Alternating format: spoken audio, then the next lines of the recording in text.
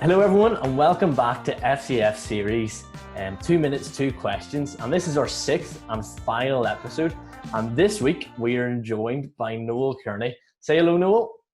Hello, Noel. So we're going to ask Noel the same 2 questions as usual, as we've done over the past 5 weeks.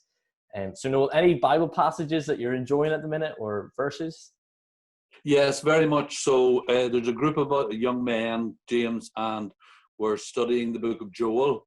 And it was really brought to our attention because the book of Joel starts off with a national pandemic almost, when the plague of locusts come and destroy the land.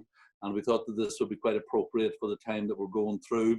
But the reason that it encourages me isn't so much about the pandemic, but the end of that. And it just reminds me that with the Lord, there's always a good ending. And it excites me to think that, right, the Lord has said that he would restore what the locusts had eaten, and that he was going to bring good back to the land. And that's what excites me about it.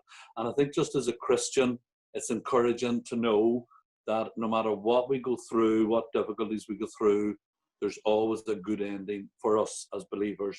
And that challenge, of course, goes out to those that aren't believers, is that, well, that's a different story. But for us as Christians, happy ending. And I'm excited about that and encouraged. That's great. Okay. Thank you, Noel. And next question, are there any songs that you're enjoying at the minute as well? Yeah. Sorry, excuse me. Very much so. Several weeks ago on one of our Sunday mornings, Harry Jones led the worship, and he sang a song called God of Grace and Holiness. And I'd never heard it before, so I YouTubed it, and I found out that it was a song by Robin Mark and the New Irish Choir. And it was just so beautiful. The words of it I enjoyed so much because it directed us to God, God of grace and holiness.